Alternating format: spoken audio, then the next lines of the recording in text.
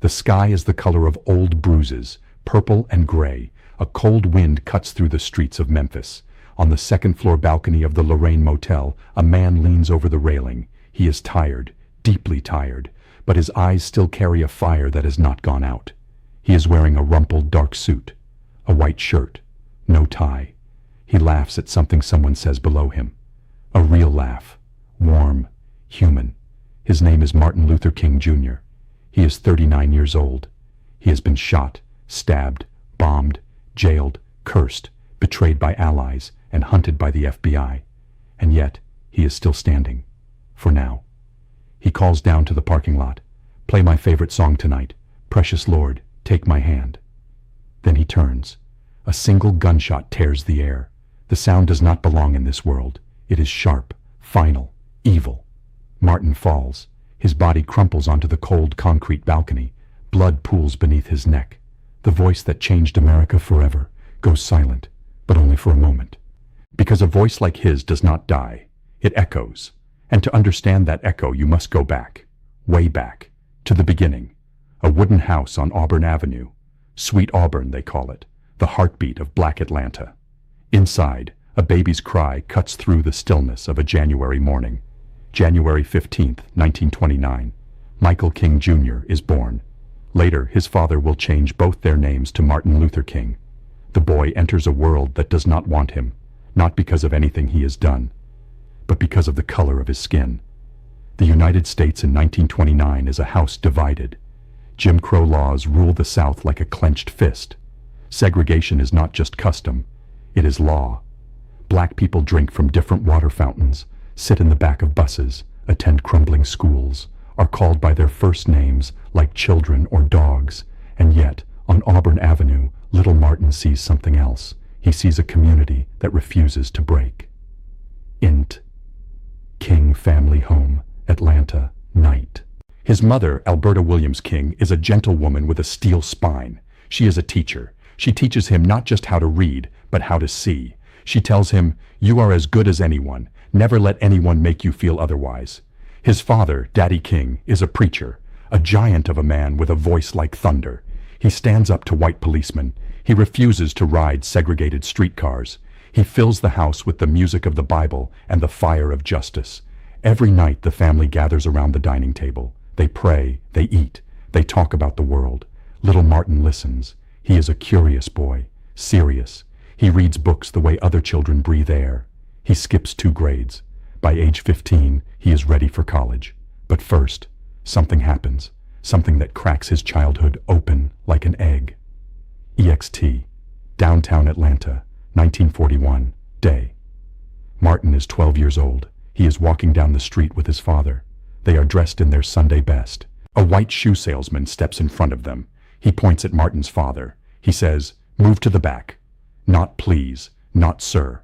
Just a command, like talking to an animal. Daddy King's jaw tightens. He looks the man in the eye. He says, "I will not move. We will leave." He takes Martin's hand. They walk out together. In the car, Martin is silent. But inside, something is burning. He asks his father, "Why? Why do they hate us?" Daddy King grips the steering wheel. He says, "Because they do not know love, son, and because we are strong. That frightens them." That night, Martin writes in his journal. He is 12 years old. He writes, "I will not accept this. One day, I will change it." He does not yet know how, but the seed is planted. At 15, Martin enters Morehouse College, a small, all-black men's school. But to him, it is a universe. He is shy, awkward. He wears thick glasses and hand-me-down suits. The other students call him the preacher's boy. He doesn't plan to be a minister. He wants to be a lawyer or a doctor. He wants to fight injustice with facts and logic. But Dr. Benjamin Mays, the president of Morehouse, changes everything. Dr. Mays is a tall, elegant man with silver hair and a voice like honey over gravel. He speaks about Gandhi, about Thoreau, about the moral duty to resist evil. One day, Dr. Mays pulls Martin aside. "Martin," he says, "you can fight laws in court, but you cannot change a heart with a verdict. You need a different weapon." "What weapon?" Martin asks. "Love," Dr. Mays says, "and a pulpit." Martin resists, but the idea burrows into him like a seed in dark soil. ext, Crozer, Theological Seminary, Chester, Pennsylvania, 1948, day. He moves north for graduate school. Pennsylvania is not the South, but it is not the promised land either. For the first time, Martin studies in a mostly white environment. He is nervous. He expects rejection. Instead, he finds something unexpected. White classmates who treat him as an equal, professors who praise his mind, a world where his color is not the first thing people see. He reads everything: Plato, Aristotle, Reinhold Niebuhr, Walter Rauschenbusch. He falls in love with the social gospel, the idea that faith must act against injustice. But one book changes him forever. It is a thin, worn copy of The Life and Teachings of Mahatma Gandhi. He reads it in one night, then again, then again. Gandhi freed 400 million Indians from British rule, without firing a single bullet, without raising a single fist, only with truth, only with nonviolent resistance. Martin closes the book. He whispers to himself, "This is it. This is the way." He writes in the margin, "Christ gave me the message. Gandhi gave me the method." The two streams merge inside him. One river, one purpose. Int. Boston University, 1952, day. He is working on his doctorate, theology, ethics, the nature of love. He studies the Greek words for love, eros, philia, agape. Agape is the highest, a love that asks for nothing in return, a love that loves your enemy not because they deserve it, but because love is the only force that can transform. He writes his dissertation on A Comparison of the Conceptions of God in the Thinking of Paul Tillich and Henry Nelson Weeman. It is dense, academic, but underneath every page there is a heartbeat. Evil cannot defeat evil. Only love can do that. At 25, Martin becomes pastor of a dignified middle-class black church in Montgomery, Alabama. He is young. Too young, some elders whisper. He speaks with a slight stammer when nervous. He wears bow ties and reads books during church dinners. But when he preaches, the pews shake. Women weep, men nod, children stop fidgeting. His voice is not loud. It is deep, measured, like a cello playing a battle hymn. He tells his congregation, "We are not here to curse the darkness. We are here to light a candle." But the darkness in Montgomery is thick. This is the city where Rosa Parks works as a seamstress, where black people make up 60% of bus riders but must sit in the back, where bus drivers call black women welfare queens and black men boys. Martin has only been in town a few months when the storm breaks. ext. Montgomery City Streets, December 1st, 1955, evening. Rosa Parks is tired, not just from working all day, tired of giving in, tired of stepping off curbs, tired of the humiliation that coats the air like dust. She boards a city bus. She sits in the colored section. The white section fills up. The driver orders her to give her seat to a white man. She says one word, no. She is arrested, fingerprinted, jailed. The news spreads through Montgomery like wildfire. That night, a group of local leaders gathers. They need a boycott. They need a leader, someone who can speak, someone who can unite, someone with no enemies yet. They call Martin Luther King Jr. He is 26 years old. He has a newborn daughter. His wife, Coretta, is at home rocking the baby. He prays all night. He paces the kitchen floor. He asks God, "Can I do this? Am I ready?" He says he heard a voice, an inner voice, saying, "Stand up for righteousness. Stand up for justice. I will be with you." The next morning, he says yes. The Montgomery bus boycott begins. ext. Montgomery, Day 1, December 5th, 1955. The sun rises. Black people do not ride the bus. They walk, miles to work, miles to school, in the rain, in the cold, old women with canes, young mothers pushing strollers, men in work boots. They walk. The bus company loses 40,000 fares a day. Martin speaks to a crowd of 5,000 at Holt Street Baptist Church. His voice shakes at first, then it finds its power.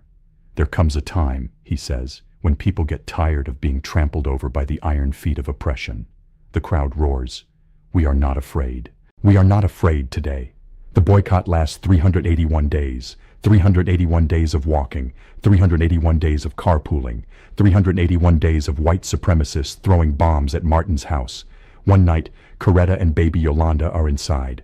A bomb explodes on the front porch. Glass shatters. The house shakes. Martin rushes home. A crowd of angry, armed black men gathers outside. They want revenge. They want blood. Martin steps onto the crumbling porch. He holds up his hand. "We must not be violent," he says. "We must love our enemies. Go home. Do not panic." The crowd disperses. Not a single shot is fired. The next day, the white police chief sneers at Martin. "You're lucky they listened to you, boy." Martin replies, "They didn't listen to me, sir. They listened to something higher." On December 21, 1956, the Supreme Court rules that bus segregation is unconstitutional. Martin Luther King Jr. boards a Montgomery City bus. He sits in the front. For the first time in his life, he looks out the window. An old black woman gets on. She smiles. She sits next to him. She says, "We walked so long, Reverend. My feet still hurt." He takes her hand. "Ma'am," he says, "you walked us into freedom." Int. Southern Christian Leadership Conference, Atlanta, 1957. Day Martin helps found the SCLC, an organization to coordinate nonviolent protests across the South. He is now a national figure, but fame is a double-edged sword. The FBI begins wiretapping his phones. J. Edgar Hoover calls him the most dangerous man in America, not because of violence, because of his power to unite. Martin travels constantly. He speaks 200 times a year. He rarely sleeps. He forgets to eat. Coretta packs sandwiches in his briefcase. He writes his first book, Stride Toward Freedom. In it, he lays out the philosophy of nonviolence. Nonviolence is not passive. It is aggressive in its love. It attacks evil, not people. It seeks to defeat injustice, not humans. But not everyone agrees. Younger activists call him DeLawd, a sarcastic nickname. They say he moves too slow. They want confrontation. They want fire. Martin listens. He does not argue. He nods. Then he says, "Speed without direction is a crash." EXT, Albany, Georgia, 1961. Day. He leads a campaign in Albany. It fails. Jail cells fill, but no laws change. He learns a hard lesson. Nonviolence only works when the opponent feels pressure. Albany's police chief was cunning. He avoided brutality. He kept protests quiet. Martin returns to Atlanta. He tells his staff, "We need a city with a brutal sheriff. A city that will show America its true face." They say, "Birmingham." He nods. Birmingham. Birmingham is the most segregated city in America. Public parks, swimming pools, libraries, all white. Police Commissioner Bull Connor is a bulldog of a man. He hates integration. He hates Martin Luther King. He has dogs and fire hoses ready. Martin leads peaceful marches. Children join. Teenagers. Some as young as 6. Bull Connor orders the dogs unleashed. German shepherds tear into young bodies. Fire hoses blast children against brick walls. Their screams fill the air. Television cameras capture everything. America watches in horror. White families eating dinner in New York see black children knocked unconscious. Suburban mothers in California see their own daughters' faces in those crying girls. The nation's conscience cracks open. Martin is arrested. He spends 8 days in solitary confinement. A tiny cell, no mattress, no window. He writes a letter on scraps of newspaper, toilet paper, the margins of a legal pad. It becomes Letter from Birmingham Jail. He writes, "Injustice anywhere is a threat to justice everywhere." He writes, "I have almost reached the regrettable conclusion that the Negro's great stumbling block in his stride toward freedom is not the white citizen's counselor or the Ku Klux Klaner, but the white moderate who is more devoted to order than to justice." The letter is smuggled out, published, read aloud in churches, translated into dozens of languages. It is one of the most powerful defenses of civil disobedience ever written, and it changes the game. President John F. Kennedy finally proposes a Civil Rights Act. But Martin knows, laws are not enough. Hearts must change. And hearts, he believes, are changed by stories, by images, by words. He decides to tell America a story, a dream.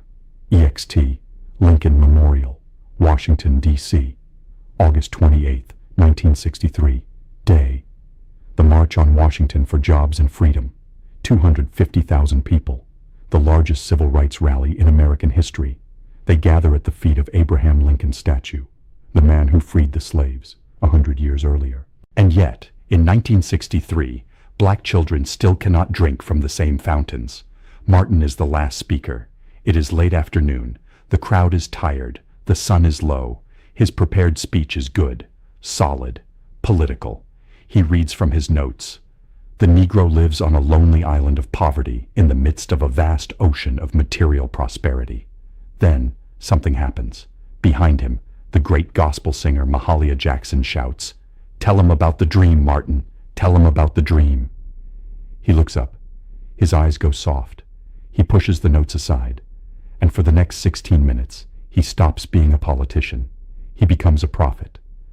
I say to you today, my friends, even though we face the difficulties of today and tomorrow, I still have a dream.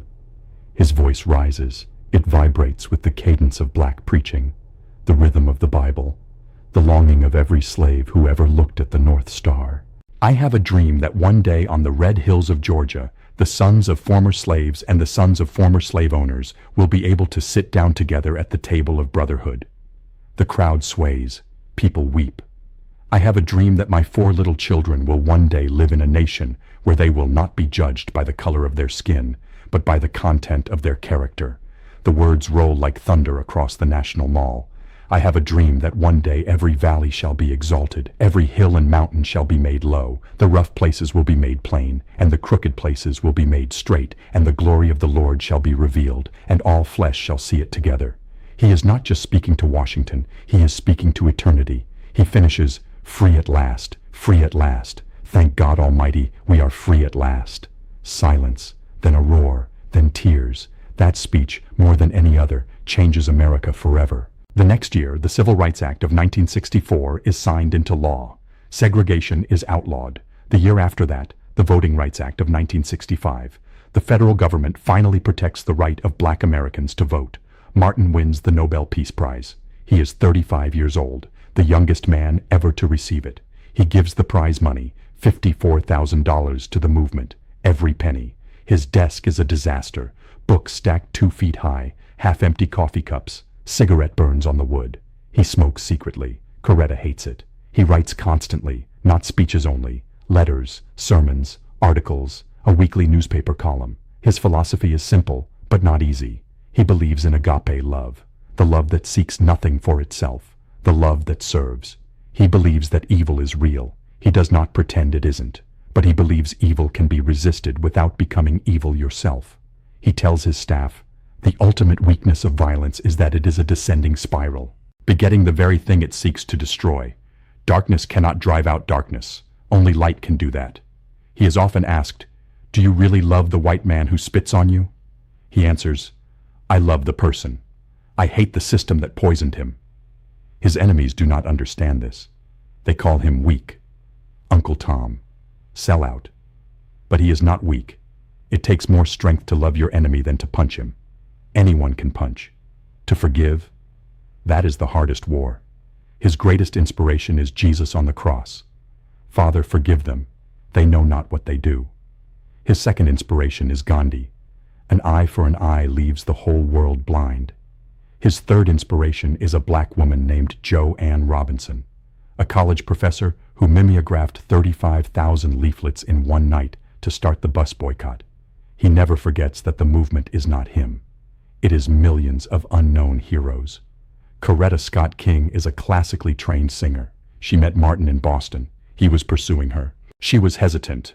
He told her, Coretta, you have everything I want in a wife: intellect, beauty, character, and the courage to stand beside a man who will likely be killed. She married him anyway.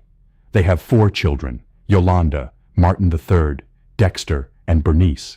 He is a devoted but absent father. He misses birthdays, school plays, bedtime stories. He calls home from every payphone. He asks Bernice, do you remember my voice? She says, yes, Daddy. You sound like a hug. He weeps. His habits are simple. He wakes at 5 a.m. He reads the Bible for an hour, then the newspaper, then he writes. By 8 a.m. he is already tired. He loves fried chicken, sweet potato pie. He cannot cook. He once set a pot of water on fire. No one knows how. He jokes with his staff. He does imitations of white segregationists. He laughs hard, a full-body laugh that shakes his shoulders, but the pressure is crushing. He receives 50 death threats a day. He tells Coretta, I don't want to die young, but if I must, I will. He has a recurring nightmare. In it, he is preaching. A bullet comes out of the darkness. He wakes up screaming. Sanitation workers, all black, have been striking for weeks. Their wages are poverty level. 2 workers were crushed to death in a faulty garbage truck. The city did nothing. The workers carry signs. I am a man. Martin comes to support them. He is exhausted. His doctor has warned him. Complete rest. His heart is failing. He is only 39, but his body feels 90. He ignores the doctor. He leads a march. It turns violent. A window is smashed. Police attack. Martin is whisked away. He is devastated. He says, I have failed. I brought nonviolence to Memphis, and violence came anyway. He insists on returning. One more march. One more speech. EXT. Mason Temple, Memphis, April 3rd, 1968. Night. A thunderstorm rages outside. The sky flashes with lightning. The crowd inside is small, only about 2,000. The weather kept people home. Martin stands at the pulpit. He looks thin. His voice is hoarse, but something is different tonight. Something strange. He speaks without notes. He speaks like a man who sees the end. Something is happening in Memphis. Something is happening in our world. He tells the story of a woman who stabbed a man trying to assassinate him in Harlem. 10 years ago, a mentally ill woman. She plunged a letter opener into his chest. The blade came millimeters from his heart. He says, if I had sneezed, I would have died. Then he talks about threats, death threats. I don't know what will happen now. We've got some difficult days ahead. The crowd grows quiet. But it really doesn't matter with me now, because I've been to the mountaintop. His voice rises. He is no longer tired. And I've looked over, and I've seen the promised land.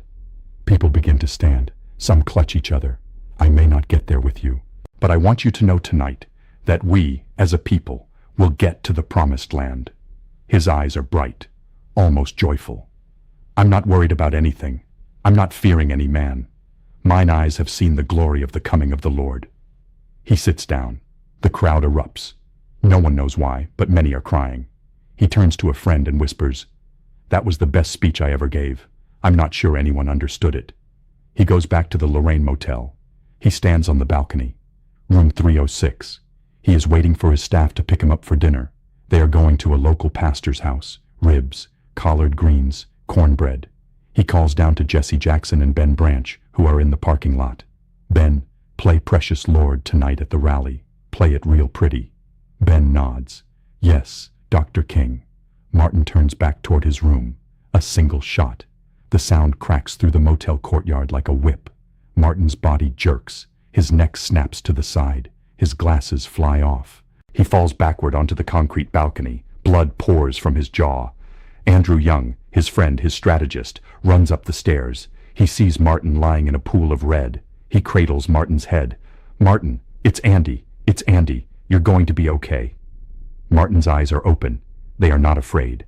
They look almost peaceful. He cannot speak. The bullet severed his spinal cord, but his eyes say, I know. An ambulance arrives in 6 minutes. Too late. At 7:05 p.m., Martin Luther King Jr. is pronounced dead. He was 39 years old. The news spreads across America like a second wound. In Indianapolis, Robert F. Kennedy, running for president, hears the news. He steps onto a flatbed truck in a black neighborhood. He tells the crowd, Martin Luther King was shot and killed tonight. People scream, weep. Kennedy says, my favorite poet was Aeschylus. He wrote, even in our sleep, pain which cannot forget falls drop by drop upon the heart, until in our own despair, against our will, comes wisdom through the awful grace of God. He quotes the Greeks, but the crowd understands. That night, more than 100 American cities burn. Rage, grief, despair. But not in Indianapolis. They go home. They mourn. They do not burn, because someone told them the truth with love. His church, the church where he was baptized, where he preached his first sermon. Coretta sits in the front row. She is stone-faced, but tears roll down her cheeks. She holds Bernice's hand. Bernice is 5 years old. Martin's body lies in an open casket, a simple pine box. He wanted to be buried like Gandhi, in a handcrafted wooden coffin. No gold, no marble. A note is found in his pocket after death. It is a list of requests for his own funeral. No mention of his Nobel Prize, no mention of the marches, no mention of Time magazine covers. He wanted to be remembered for love. The eulogy is given by Dr. Benjamin Mays. the man who first planted the seed at Morehouse. Mays says, if Martin had been shot while sitting in the back of a bus, he would not have died a martyr. But he was shot standing on a balcony in Memphis, fighting for garbage workers. He died where he lived, on the front lines. Then the mules. 2 mules pull a wooden wagon. On it, Martin's coffin. Down the streets of Atlanta. Past the Georgia state capitol, where the Confederate flag still flies. Hundreds of thousands line the streets, black and white, rich and poor, silent. They bury him at Southview Cemetery, not in a grand mausoleum, in a plot next to his grandmother. Coretta places a single white rose on the grave. She whispers something. No one hears what. Then she stands. She turns. She walks away. She will spend the next 38 years building his legacy. She will fight for a national holiday. She will speak when he cannot. She will be the keeper of the dream. President Ronald Reagan signs the bill creating Martin Luther King Jr. Day, a federal holiday. Opponents called it a holiday for a traitor, but Coretta is there. She watches the pen touch the paper. She does not smile. She nods.